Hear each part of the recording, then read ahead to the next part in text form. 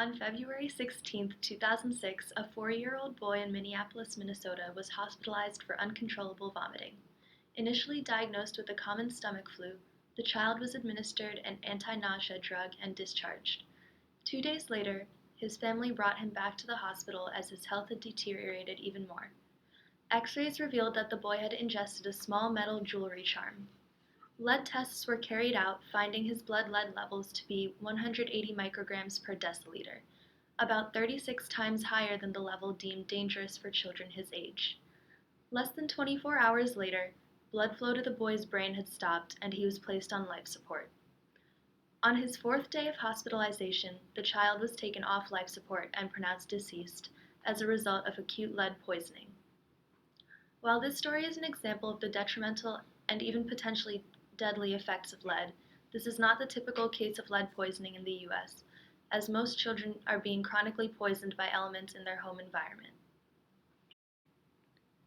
Lead is a naturally occurring heavy metal element found in small amounts in the Earth's crust.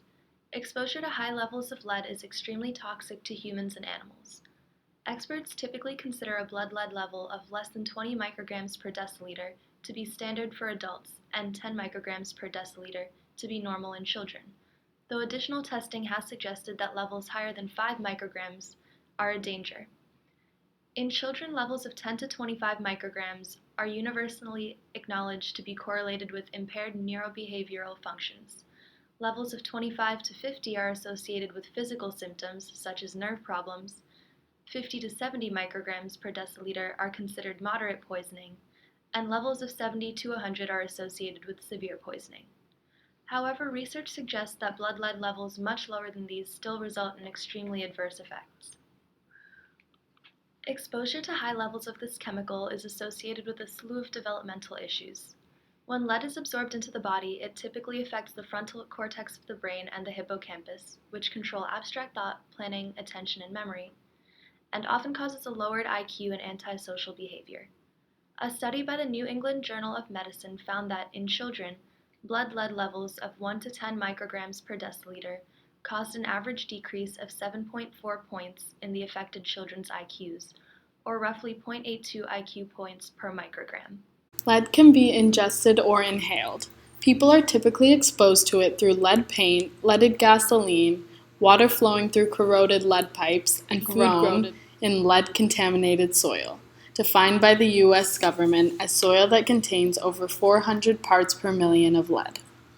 Leaded gasoline in the 1970s was permitted to contain 2 grams of lead per gallon in an era where car exhaust systems were far less advanced, resulting in a significant amount of lead fumes being released into the environment and polluting the soil. While lead does not readily dissolve in water and is therefore unlikely to be taken up by the roots of produce grown in contaminated soil, soil ingested off the surface of the produce can cause harm. However, the most common form of lead exposure is through inhalation of lead dust from lead paint.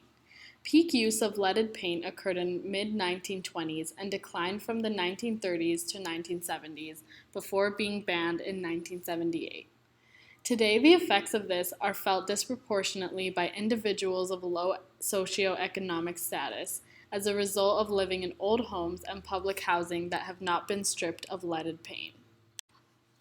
Socioeconomic status and its relating factors affect the neurotoxicity of lead, making its effects much more pronounced in children of vulnerable populations, such as minorities and the poor, who are more likely to live in polluted areas. In fact, according to the Federal General Accounting Office, about 85% of children with lead poisoning qualify for Medicaid. Studies indicate that in certain doses, the effects of lead exposure can begin to manifest as early as the 2nd year of life, and that children of lower socioeconomic status express lead-associated developmental issues as compared to their more affluent peers who typically do not exhibit such symptoms until their blood lead levels exceed 10 micrograms per deciliter. The irreversible brain damage and associated behavioral and developmental issues suffered by children exposed to lead have been linked to a greater likelihood of criminality in their adult lives. While one of the simplest ways to reduce blood lead levels is to eat a diet rich in vitamin C, calcium, and iron. Foods high in these essential vitamins and minerals are usually not readily accessible or affordable for the people who need them most. Places where there's significant poverty all too often coincide with food deserts, where there simply is no feasible way for residents to obtain nutritious foods for themselves and their families. Quality early childhood education is another way to combat the effects of lead poisoning. Yet once again, the communities most likely to feel the effects of lead poisoning are also the most likely to lack access to good preschools and educational facilities. These factors all compound and work together to perpetuate a cycle of illness and poverty in marginalized people. Flint, Michigan, located along the Flint River, just 66 miles outside of Detroit, has become the center for the latest media story on lead poisoning. Prior to the 1980s, Flint was an industrial town run by auto plants. But through the 1980s and 1990s, much like Detroit, Flint faced an economic crisis, and as a result, the auto plants shut down and left Flint, leaving residents out of jobs. When the auto industry left, it took with them the wealthier population and left the poorer citizens stuck in Flint without a source of income. As the population decreased, crime rates increased. Today, 40% of Flint's population lives in poverty, 15% of homes are boarded up and abandoned, and 56% of the population is black. The city of Flint does not have a grocery store, and now its residents are left without a clean source of water due to an instance of government neglect and their value of money over human rights and safety. So how did we get here? Let's take a look back at the events that unfolded in Flint. In 2014, Flint was in a state of financial emergency. In order to save the city millions of dollars, Flint switched its water source from Lake Huron to the Flint River. Residents of Flint did not want the water source to be switched, as the river was visibly dirty. In order to get people on board, government officials turned the switch into a PR event, where they televised the water source change with the flip of a switch, and the mayor of Flint held a toast to the city and gulped down a glass of Flint River water. After the switch, residents claimed that the water looked, smelled, and tasted strangely. However, despite these complaints from residents, the government continued to urge citizens to drink from the tap and trust that their government was providing them with clean and decent water. For 18 months, Flint residents were paying for water that was poisoning themselves and their children. In August of 2015, private researchers from Virginia Tech came to Flint and decided to run their own tests on the quality of the water. They discovered that high levels of lead were coming from the Flint tap as a result of the switch. However, despite these findings, state officials rejected these tests and claimed that the ones that they had run were more accurate. The government continues to push people to trust them and encourages them to drink the water coming from the river. However, the problem becomes even more difficult to ignore when a local pediatrician, Dr. Mona Hanna-Attisha, exposed the blood lead levels of the children in Flint. Most of these children qualify for Medicaid, which requires doctors to test and track children's lead levels. So Dr. Hanna-Attisha was able to expose that children's blood lead levels had doubled or even tripled since the water switch. Upon the reveal of these findings, the state made a public statement trying to deny evidence. For a week, they claimed that Dr. Hanna-Attisha was causing hysteria among the community for no reason, and they publicly denounced her work. It was a week before they finally admitted she was right. In October of 2015, Flint switched their water source back to Lake Huron after finally acknowledging that the water was unsafe and contained high levels of lead. However, switching back to the original water source proved to be ineffective, as the DEQ did not require Flint to treat the water with an anti-corrosive agent, which would have cost just $100 per day. Flint skipped out on this charge, which led to corrosion of the water pipes, which, according to Flint's new mayor, Karen Weaver, could cost up to $1.8 billion to fix. A plan that was designed to save a few $1 million for a city in a financial crisis could now potentially cost $1.8 billion to fix because government officials were not willing to spend $100 per day and were willing to risk the lives of the Flint people in order to hold on to cash. The federal government has now stepped in as President Obama has declared Flint to be in a state of emergency. Federal dollars are now being spent to fix the problem. In the meantime, water filters and plastic water bottles are being distributed at public buildings, and Red Cross volunteers are going door to door to deliver water testing kits and filters. Flint is yet another example of environmental racism and government neglect. When considering that the whole disaster could have been averted if government officials had been willing to spend $100 per day on an anti-corrosive agent in order to ensure the safety of the people of Flint, this case becomes especially disturbing. New Orleans is a city in Louisiana on the Mississippi River near the Gulf of Mexico. In 2005, Hurricane Katrina hit the Gulf Coast, killing 1,800 people and forcing more than 1 million people to evacuate. The storm is notorious for having disproportionate detrimental effects on the poorer African American residents of New Orleans due to poor evacuation plans and insufficient disaster relief. African American residents made up 80% of the population in flooded neighborhoods. Today, there are 100,000 fewer African Americans living in New Orleans than there were before Katrina hit. There are huge inequalities in income between the city's black and white residents. In 2005, prior to Katrina, the median household income for African Americans was $23,000 a year. In 2013, the median income had only increased to $25,000. For white residents, the median income in 2005 was $49,000, and by 2013 had risen to $60,000. Unemployment rates show similar racially based disparities. In 2005, the unemployment rate for black residents was 18.5% and 4.1% for white residents. By 2013, the black and white unemployment rates were at 13.6% and 4.6% respectively. In 2000, before Katrina, 40% of New Orleans residents lived below the poverty line.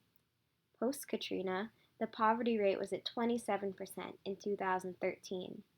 While this might seem like a significant decline, there were about 33,000 fewer poor residents living in the city in 2013 than there were in 2000, so the poverty rate is essentially unchanged. Racial inequalities affect the health of residents as well.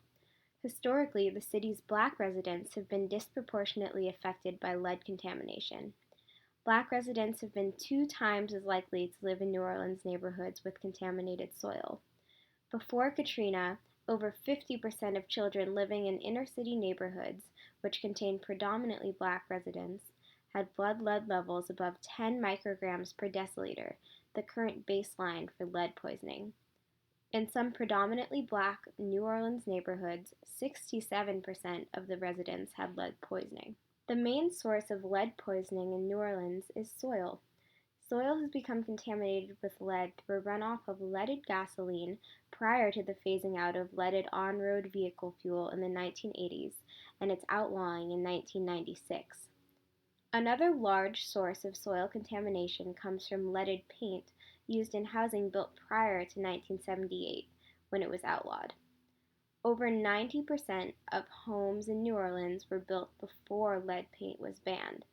When houses are renovated, the lead in the paint is dispersed into the air and also the soil, increasing contamination levels. Additionally, the hot and humid climate in New Orleans causes paint to chip and break down. Soil lead contamination in New Orleans actually declined after Hurricane Katrina. However, the areas that didn't experience significant flooding during the hurricane in the inner city, which is at a higher elevation, didn't experience a decline in lead soil levels. Before Katrina, half of kids in neighborhoods with heavily contaminated soil had lead poisoning. There has been a 30% decline in those neighborhoods since Katrina. The decreased lead levels could be a result of cleaner soil that was brought in for construction projects post-Katrina, or cleaner sediment from Lake Pontchartrain and marshes that was deposited during the flooding. Howard Milk, a professor at Tulane University in Louisiana, has tested the lead levels in New Orleans and mapped areas of contamination. His studies have revealed that the interior of the city is heavily contaminated with lead. The inner city, before Katrina, was home to very concentrated populations of African American residents. The housing crunch after Katrina pushed out many low-income residents in the unaffected higher ground areas. A new, primarily white middle class moved into these neighborhoods. Now, these residents, and especially their children, have become the victims of elevated lead levels and lead poisoning. While the presence of lead in homes, soil, and air in New Orleans and their disproportionate effect on the African American community has been acknowledged for more than a decade by researchers such as Howard Milk, it wasn't until after Hurricane Katrina that the extent of the problem was brought into focus. With the influx of predominantly white middle-class residents into the previously poorer and also heavily contaminated neighborhoods, the transparency of lead in the environment has increased as these newer residents more frequently had access to health services that provide lead screenings. However, many of the previous residents that were displaced after the storm and moved to other areas are still living with the detrimental effects of elevated blood lead levels. The New Orleans City Council passed a law in 2001 that requires contractors and homeowners removing lead-based paint to inform neighbors and tenants and to take steps to contain lead dust. Enforcement of this law has been lacking since Hurricane Katrina.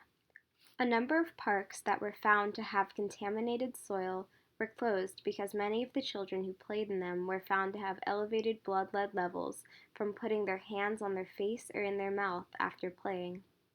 These parks have since been reopened after measures were taken to make the parks lead-free. These measures include placing geotextile fabric over areas where elevated lead levels were found, then covering those areas with clean soil, or placing a combination of clean soil, sodding, and gravel over the contaminated soil. Louisiana law requires lead poisoning screening, but according to the Louisiana Department of Health, fewer than 20% of children younger than 6 were tested in 2012 through 2013. The city of Baltimore presents us with one of the most prevalent examples of the harms of lead poisoning and the injustice associated with lead poisoning all across the country. The year 1978 was the last year when lead paint was allowed to be used in the creation of homes.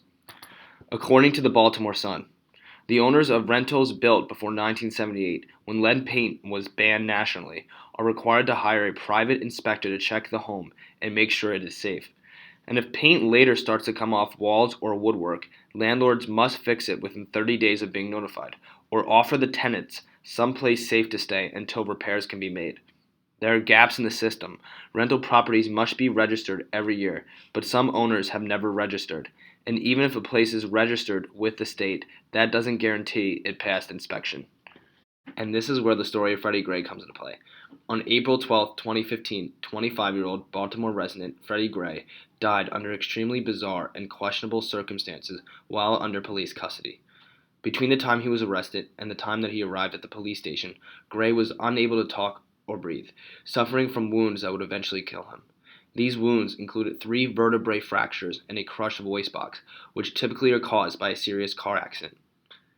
According to The Atlantic, it's difficult to understand why officers arrested Gray in the first place, and authorities can't say if there was a particularly good reason why police arrested Gray. The Atlantic also tells us that Gray requested his inhaler because of an asthma problem that he had, but did not receive it. Gray's death brought another national tragedy involving the excessive use of police force upon the African American community. A lesser-known national tragedy that the specific case brought attention to is the severe amount of lead poisoning that is taking place in communities with significant populations of African American and low-income individuals, such as Baltimore. It was found that Gray had excessive amounts of lead in his blood. How excessive? Here's the amount of lead a child is supposed to have in their body, and now here's what Freddie Gray had. When homes were being built in Baltimore while lead was still being used, paint manufacturers claimed that lead was a cheap additive. Meanwhile, it is not so cheap for kids like Freddie Gray, who, as a result of being poisoned, are 7 times more likely to drop out of school and 6 times more likely to end up in the juvenile justice system. What's amazing here is that lead poisoning in the city of Baltimore isn't just impacting African Americans disproportionately. The evidence would seem to indicate that it's almost always impacting African American kids. According to the Baltimore lawyer Saul E. Kerpelman, a lawyer who has taken over more than 4,000 lead poisoning lawsuits over 3 decades, 99.9% of her clients were black. The negative effects of lead poisoning cannot be understated. According to Dan Levy, an assistant professor of pediatrics at Johns Hopkins University, the fact that Mr. Gray had these high levels of lead in all likelihood impacted his ability to think and to self-regulate, and profoundly affected his cognitive ability to process information. To this end, here are some more facts about Freddie Gray. He never graduated high school, he was arrested dozens of times, and he eventually served 2 years in prison. These events surrounding his life were no coincidence and could have been prevented. Through these examples, we hope to provide a new perspective on criminality and introduce a less talked about factor in the disproportionate rates of incarceration among low-income African Americans in the United States. If the government is set up to protect people and ensure public safety, then we need to hold it accountable for the conditions that it subjects its citizens to. In light of this conclusion, one key question remains. How exactly do we ensure that the government will follow its own laws regarding safe lead levels in public housing and other living environments? Firstly, there needs to be a government agency created that is dedicated to checking the lead levels in the water, housing, gasoline, and soil in low-income areas to ensure that all of the lead levels are below the level that puts citizens in danger. Secondly, in order to hold landlords and building owners accountable for dangerous lead levels in their buildings, and to ensure that this does not keep happening, the individuals need to be fined a significant amount by the government if their building contains lead paint that is toxic to its inhabitants. Thirdly, the government needs to be held accountable to set aside a federal fund that is reserved to ensure that the lead is taken out of public housing buildings. In order for public officials to be made aware of the consequences of not addressing the dangerous lead levels amongst low-income communities, Michigan's governor, Rick Snyder, must be recalled. Anyone who is aware of the poisoning that is being perpetrated upon these specific communities and chooses to do nothing about it needs to be held accountable, and these are individuals that are not fit to serve as public officials. Children who have suffered from lead poisoning due to a lack of government attention must be entitled to a quality preschool program. This is a vital policy that needs to be taken forward, as early childhood education helps combat the negative cognitive and academic effects that are a result of lead poisoning. To help combat lead poisoning amongst children of a young age, a policy needs to be pushed forward, holding the government responsible for replacing lead-contaminated soil that may be found in children's playgrounds. These people who have been affected by lead poisoning are entitled to money from the government in order to be able to purchase quality groceries that are high in vitamin C, iron, and calcium, all which help reduce lead levels. This includes the need for a quality grocery store in every city in the United States. Of course, these proposals are going to cost money to be implemented, but the question should not be whether or not the government can afford to invest in these causes, but whether or not it can afford not to. With this said, if the money is spent now, then the government will see a large return on investment and eventually save money by not having to incarcerate so many lead-poisoned individuals, not having to provide as many social services, and will ultimately help break the chain of poverty.